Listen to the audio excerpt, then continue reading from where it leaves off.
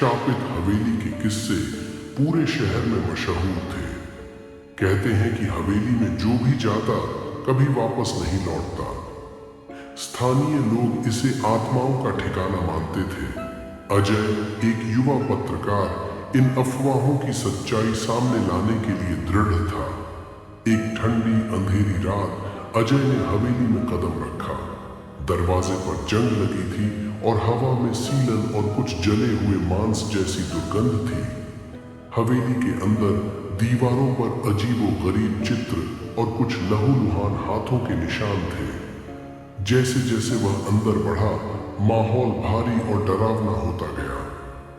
उसके कैमरे में रिकॉर्ड हो रही अजीब अजीब आवाजें सुनाई दे रही थीं।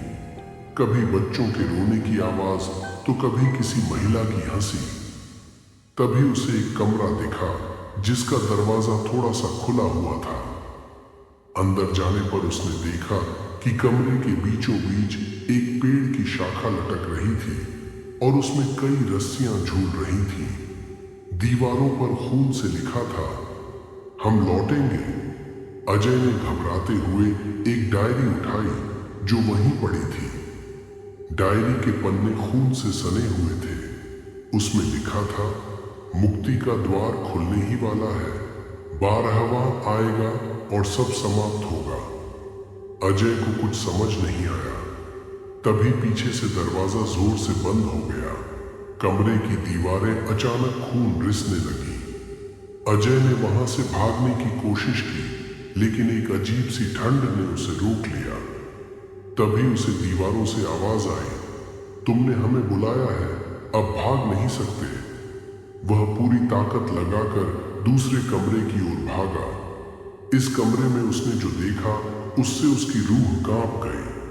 11 लोग छत से लटके हुए थे। उनके चेहरे सफेद थे और आंखें खुली, लेकिन यह लाशें कुछ बोल रही थीं। वे एक साथ फुसफुसा रही थीं, अजय, हम तुम्हारा इंतजार कर रहे थे। अजय ने चीखते हुए अपना कैमरा चालू रखा। तभी एक परछाई उसके कैमरे के पास से गुजरी। उसने जब रिकॉर्डिंग चेक की तो पाया कि कैमरे में 11 परछाइयों के साथ उसकी खुद की परछाई भी लटकी हुई थी।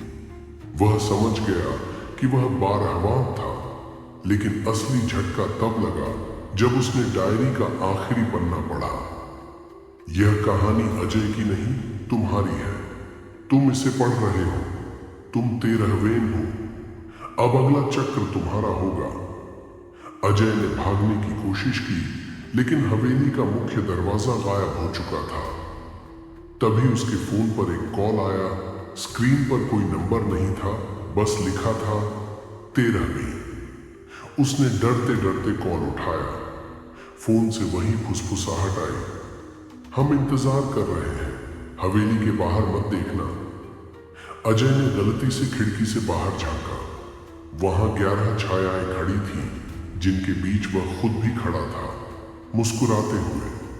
अगले दिन पुलिस को हवेली में अजय की लाश मिली, लेकिन उसके हाथ में डायरी का नया पन्ना था जिसमें लिखा था, अब बारी तुम्हारी है।